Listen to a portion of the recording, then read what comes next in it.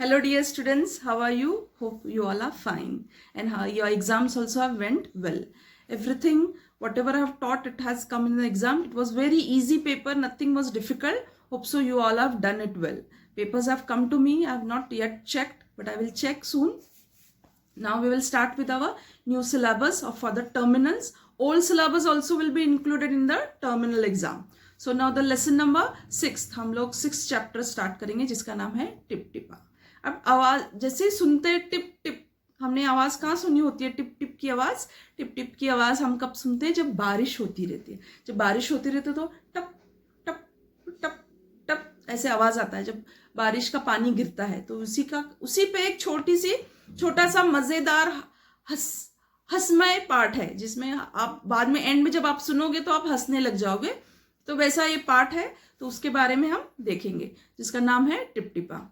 एक गांव में छोटी सी कुटिया में एक बुढ़िया रहती थी. एक छोटा सा गांव था, उस गांव में एक कुटिया थी. कुटिया यानी हट. हमने देखा होगा हट, आप लोगों भी कभी गांव साइड भी जाओगे या किसी रोड साइड भी हम देखेंगे कि छोटे छोटे हट्स होते हैं. जैसे हम लेसन्स में भी देखते हैं कि घास फूस के जैसे बने हुए हट्स होते हैं. तो वैसे एक छोटी सी कुटिया थी, उसको कुटिया बोलते हैं, हट को कुटिया बोलते हैं. उसमें कौन रहती थी? एक बुढ़िया रहती थी. उसके पास कहानियों का पिटारा था. कहानियों का पिटारा यानी एक बॉक्स ऑफ स्टोरीज. पिटारा ऐसे नहीं कि जिसके अंदर स्टोरीज लिख के रखे होंगे, मतलब बहुत सारी कहानियां थी उसके पास. हर रोज वो उसके पास नई नई कहानियां वो अपने पोते को सुनाती थी. पोता यानी कौन? जो अपने उसके बेटे का बेटा था. तो उसको क्या करती थी? रोज एक नई कहानी सुनाती थी. उसका एक पोता था. पोता रोज रात को सोने से पहले दादी से कहानी सुनता. उसकी दादी जो थी उसके पास क्या था? कहानियों का पिटारा था. तो रोज सोने से पहले वो क्या करती थी? उसको अपने पोते को कहानी सुनाती थी. उसे तरह तरह की कहानियां हमेशा सुनाती थी. बुढ़िया की कुटिया छोटी तो थी, उसकी छत भी कमजोर थी. अब गरीब सी बुढ़िया थी और जो उसकी कुटिया जो थी वो छोटी सी थी, एकदम छोटी, पर उसकी छत यानी जो रूफ होता है वो क्या था? बड़ा कमजोर था बिकॉज आपको पता है कि वो घास फूस और लकड़ियों से बना हुआ आता है. हम जैसे पक्के घरों में रहते हैं तो हमारी छत कमजोर नहीं होती, उसमें से ना पानी आ सकता है ना कुछ आ सकता है. पर ये झोपड़ियां जो होती है वो लकड़ियों से, घास से या नारियल के जो टहनियां होती है उनसे बनी होती है. तो वो क्या थी? उसकी छत जो थी, उसका रूफ जो था वो कमजोर था. तो उसमें छोटे छोटे छेद भी थे. छेद यानी छोटे छोटे होल हो गए थे. आपको कभी किसी गांव में जाने का मौका मिले तो किसी को हट अगर आप देखोगे कि अगर आप छत देखोगे उसमें तो छोटे छोटे सनलाइट्स के रेज आते हुए नजर आते, क्योंकि वो छत तो इतनी क्या होती है? कमजोर होती है.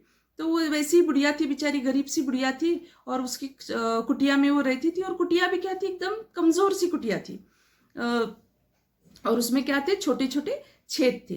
पोता रोज रात को उन छेदों से आसमान पर चमकते हुए तारे देखता था. और वो छोटे छोटे छेद थे और जैसे वो ऐसे सो के ऊपर जब देखता था छत में तो उसको क्या रहता? नजर आते थे, तारे नजर आते थे. आसमान में भरे हुए तारे जो टिम टिम आते रहते हैं उसको उन छेदों में से नजर आते. तो आप सोच सकते हो कि उसकी कुटिया किस तरह की होगी. बेचारी बहुत ही गरीब थी, कमजोर सी कुटिया थी, सब तरफ छेद ही छेद थे उसके पीछे. जब भी वो नीचे सो जाता था पोता और आसमान की तरफ, छत की तरफ देखता तो आसमान के तारे नजर आते थे.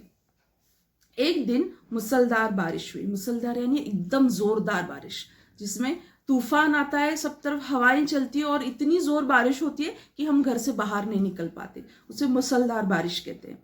बुढ़िया की झोपड़ी में पानी जगह जगह टपक रहा था. कमजोर सी झोपड़ी थी, जैसे मैंने बोला जगह जगह छेद थे. इसकी वजह से क्या हो रहा था? बारिश का पानी टपकना शुरू होता. Tip tip tip.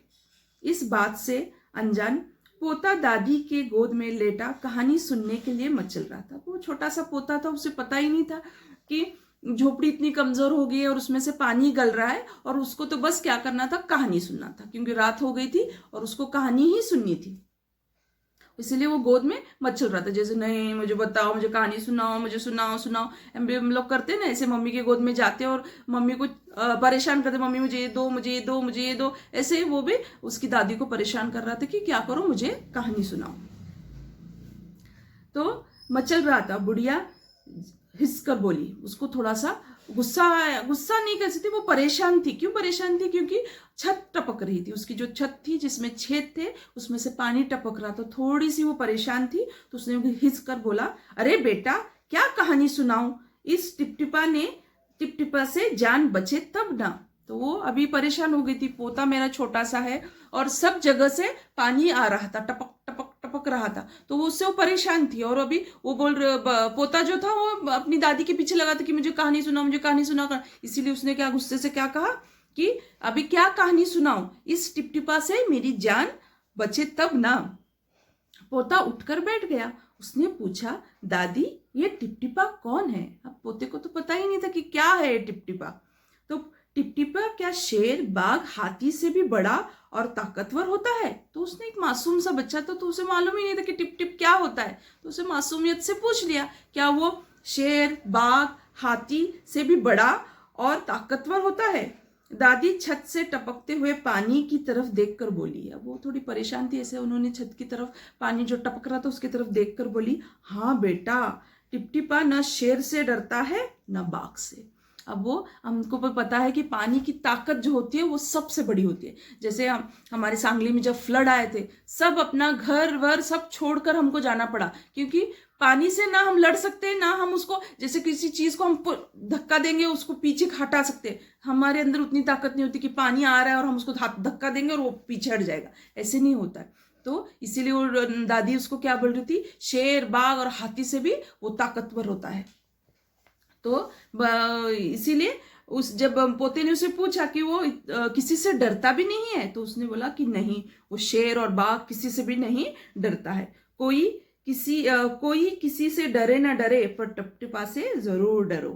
तो वो दादी ने बोला कि किसी से कोई डरे ना डरे, मतलब चाहे शेर आ जाए, चाहे हाथी आ जाए, चाहे बाघ आ जाए, तुम्हें डर ना लगे, पर टिपटिपा से क्या करना चाहिए, तुम्हें जरूर डरना चाहिए, क्योंकि वो उतना ताकतवर है।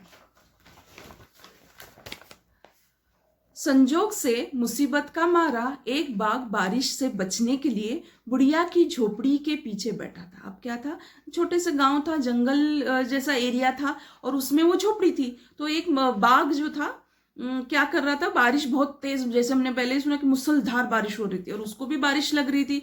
तो वो क्या कर रहा था, जैसे अभी ये झोपड़ी होती है, तो झोपड़ी में साइड में जो लगा रहता है इसके नीचे जाकर वो बैठ गया। तो वो सुन रहा था कि आवाज आ रही थी, तो उसने वो सुन रहा था कि पानी से बचने के लिए, बारिश से बचने के लिए वो झोपड़ी के पीछे आके बैठा था। बेचारा बाघ बारिश से घबराया हुआ था, इतनी बारिश हो रही थी कि वो भी डर गया था। बुढ़िया की बात सुनते वो और डर गया, अब और डर गया। वो सोचने लगा, ये कौन है भाई टिपटिपा, जो बाघ, शेर किसी से भी डरता नहीं, और ये बुढ़िया बोल रही है कि वो बहुत ताकतवर होता है। तो ये सुनकर बाघ भी डर गया। वो सोचा, यह टिपटिपा जरूर कोई बड़ा जानवर है, तभी तो बुढ़िया शेर, बाघ और हाथी से अधिक टिपटिपा से डर रही है, तो बुढ़िया भी डर रही है। तो शायद वो सोचने लगा कि हाँ, शायद ये बहुत ही बड़ा कोई जानवर होगा, इसीलिए बुढ़िया डर रही है इतना। इससे पहले कि बाहर आकर वो मुझ पर हमला करे, मुझे यहाँ से भाग जाना चाहिए। वो डर गया था कि अभी उसे सुन लिया कि टिपटिपा बहुत ही ताकतवर होता है, तो वो भी सोचने लगा कि वो बाहर आएगा, शायद वो झोपड़ी के अंदर है और वो बाहर आएगा और वो मुझ पे हमला करेगा, मुझे नुकसान पहुंचेगा। इससे पहले मैं क्या करता हूँ, यहाँ से भाग जाता हूँ। बाघ ने ऐसे सोचा और झटपट वहां से दुम दबाकर भाग गया। और क्या हो गया, जैसे बाघ ने सुना कि बुढ़िया बोल रही है कि हाँ, टिपटिपा बहुत ताकतवर है, वो किसी शेर, बाघ से नहीं डरता है।